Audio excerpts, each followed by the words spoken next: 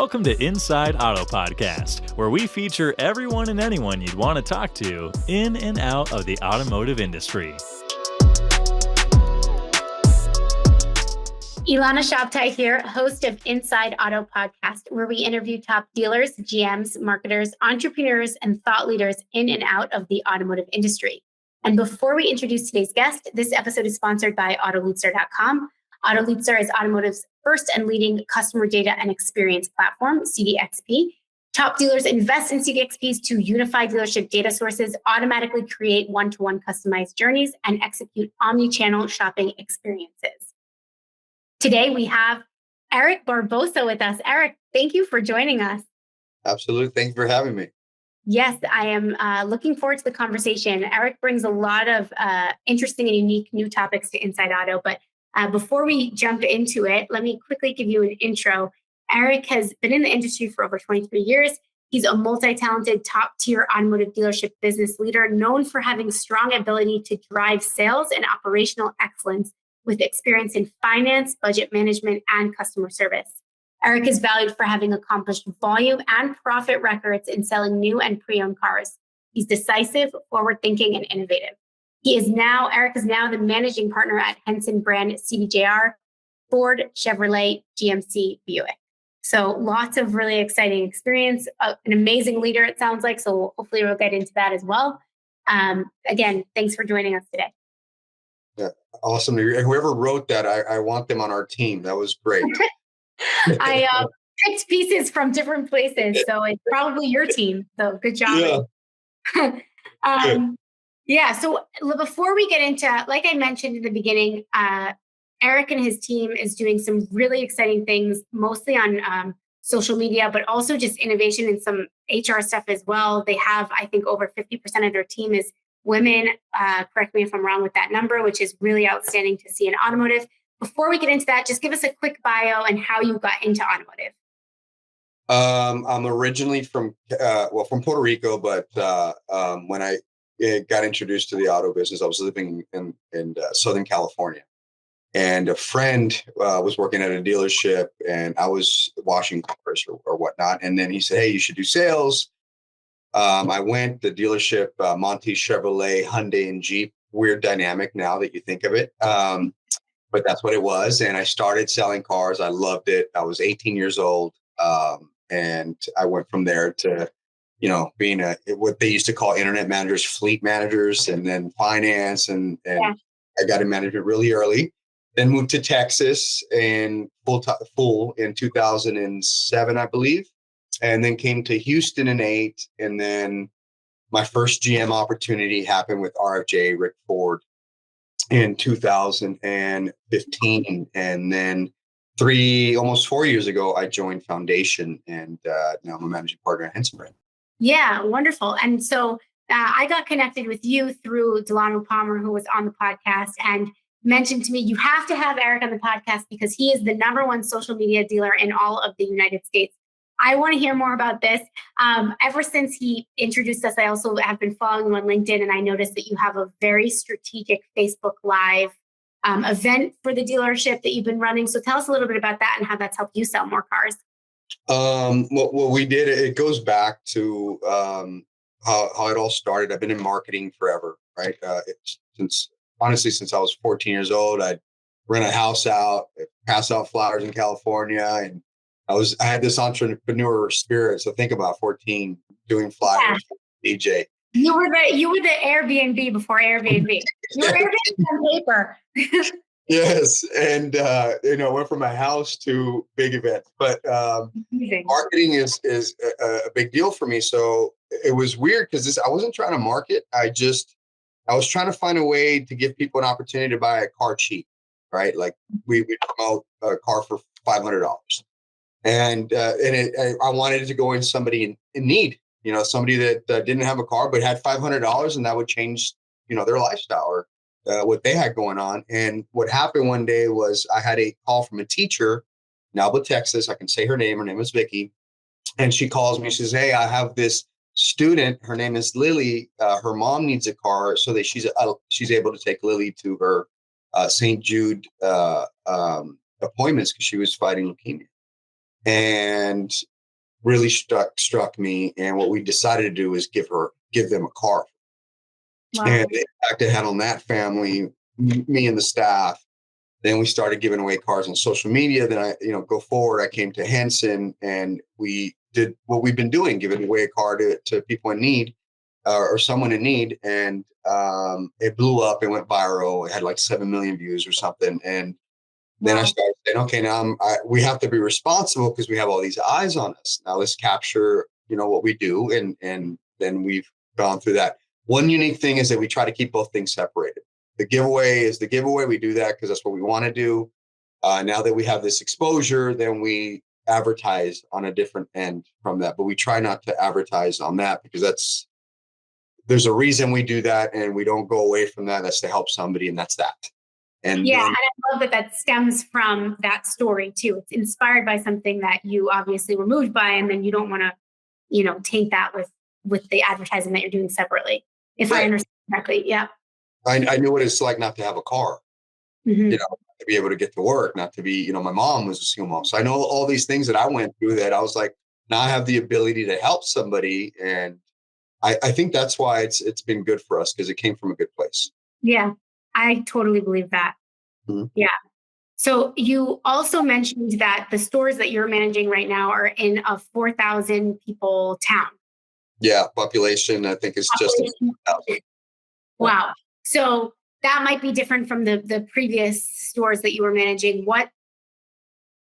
Tell us a little bit about how that influences your marketing, how you run the store.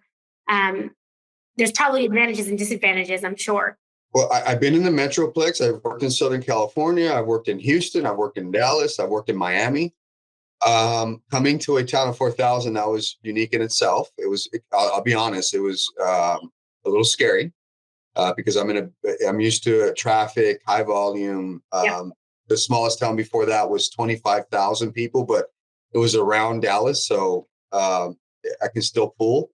Right. But I found the challenge. I was like, okay, I like this. It's on the freeway, and I think that's what started to inspire me. How do I get to have the activity of a Metroplex at the stores that are a destination store? And the good thing, the owner that owned the store before, his name Fred and Liz Henson, they had already set the delivery method. They've been delivering trucks for years.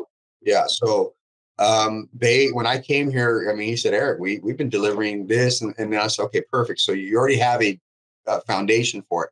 The only thing is they were using the old ways of doing business, newspaper ads, other things. And I said, what would be the easiest way? And instead of just looking at my PMA, my 1 hour radius of zip codes that I have there, right? I said, I just want to deliver cars to anybody, and I don't care where they're at. And that's the approach we took. So we advertise, and we advertised, what we're calling now the triple play. It's 7-day money back guarantee, warranty for life, and we deliver nationwide at no cost to the consumer. And we were doing that pre-COVID. We were doing that pre-COVID. Yeah. So you were in a good space then. When COVID hit in March 2020, we had a call, and I will say I was not uncomfortable by the situation. I don't know why. And I'm not talking about the health portion of it. I'm talking about the business portion. Impact. Yeah. Yeah. That I remember having the call and saying, we're going to keep doing what we're doing. We didn't furlough anybody. I think we maybe furloughed 4 people. And that was because we were probably going to do that anyway. And we just put our foot on the gas with what we were doing, and we didn't look back. That's great. And also just, you can now leverage the family business, the advantage of being a family business in a place where most people probably know who you are and know the people that work at your store, but also leverage the rest of the United States. I mean, it's pretty incredible. Yes, that was the plan. Yes. Yeah. So my question to you, and this might be irrelevant now, but maybe we'll talk about inventory instead. But I'd love to know when let's talk about inventory, because COVID, I can understand now, didn't have much impact on your business because your business was set up for success already. But when a crisis like an inventory shortage comes to your dealerships, how do you approach how do you approach that, and how, and if you approach it in any specific way? And then when it comes to marketing, also, I would love to know, did you change anything for your marketing strategy when you saw the inventory dip? It doesn't have to be about marketing. I like to talk about marketing on this podcast. It doesn't have to be, but I'd love to know how you responded to that.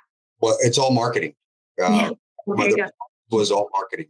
So, I mean, as soon as we started feeling the chip shortage, there's two things you can do. You can either just, okay, that's your new reality, or you figure a new way. And we went straight after marketing for custom orders. Now, we have a boot camp going on right now with dealers that from Foundation, a few dealers that are out. And they asked me this yesterday. And, we went from a database of 30,000 people in 25 years to a database of 500,000 in the last 3 years. And they said, why do you do that? I said, well, I want to keep people in the pipeline. I'm not looking for return on investment right now. I am, but I'm not. I'm looking for return on engagement. And if I can keep people interested in our brand and offer them different things, no cars, well, order your car. No used cars, well, custom what you want and I'll find it for you. Right.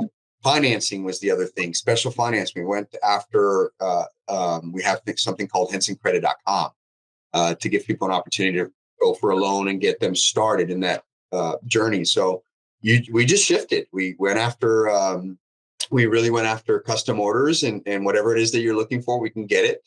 And we, with warranty for life, we just changed our marketing shift, and we did it all through social. And then our staff, we started paying them for not only the custom orders before they showed up, because they need to be occupied, but acquisitions.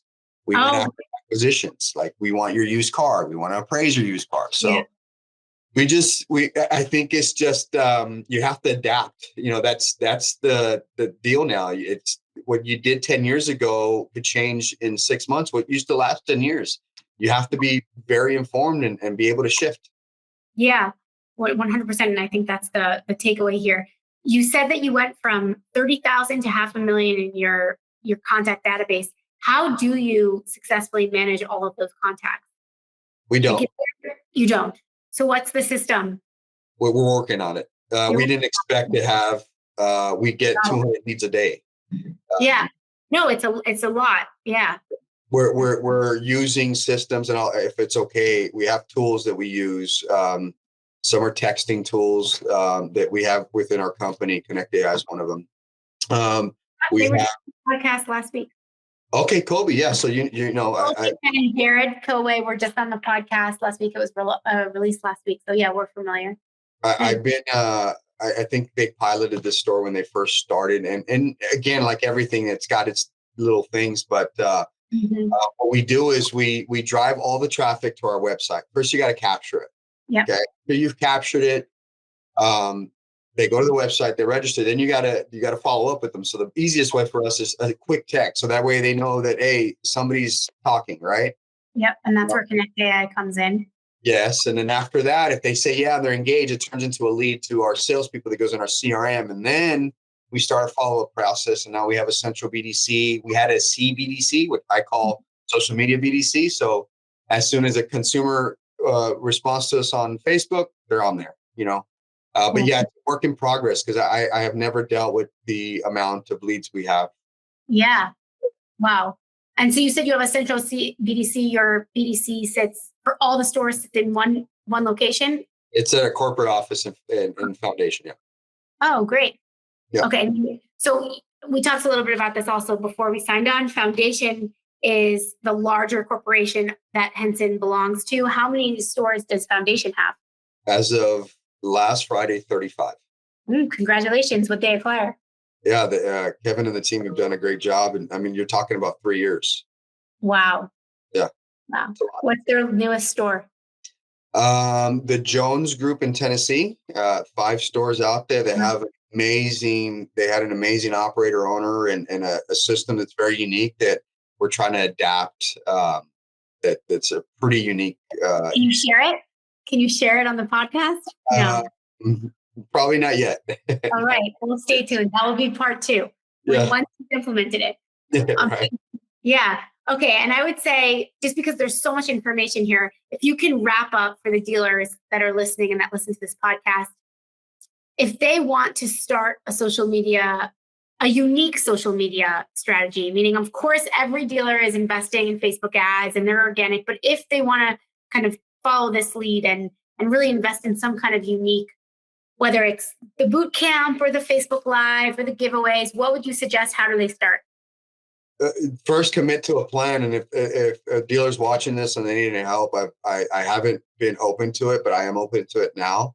As long as you're not 30 miles from me, I'll be more than happy. But be committed and be consistent. The deal is I was just talking about this I have this boot camp going on, and I see all these unique faces that have never been in the auto industry, but they're videographers, they're influencers, they're straight out of college. Think differently and acquire these people to come in and know that system, because this is how people communicate now. The Gen X or Gen Z, I'm sorry, they communicate through Snapchat, which I don't even have. Yeah. There's different methods, and it's a big return. I'm going to give you some quick deals. We're over 100 million views. We, generate 200 leads a day. We have a good following that's all organic.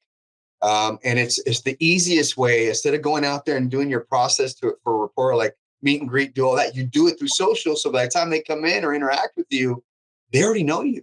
So why would you not go that route? It's easy. And I don't know, it's very rewarding. I think that if they're not doing it now, do it. Make sure you got to hire a team and get them the materials. And here's the last thing: empower them to be creative. If you take that away, it won't work.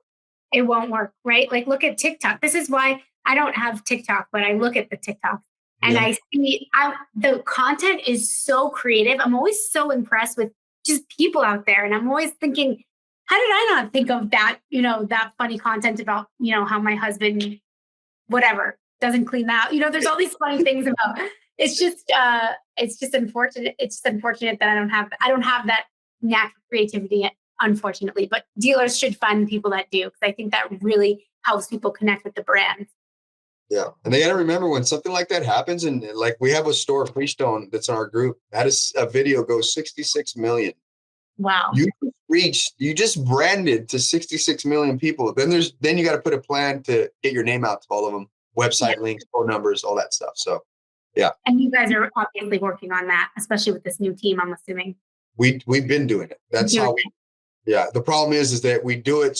I think we do it well with the team, Cara Delane, Donfi, Courtney, Lacey, that we have. We have a full production room that has created this monster of leads. And now I have to build another business to make sure we take care of it. Yes, of course. I think it's important to think of both. And let's, I think, end on that, because it gives dealers a really good thing to think about, which is build the business to get the leads, but make sure you can actually, have a process for following up and retaining them and turning it into business.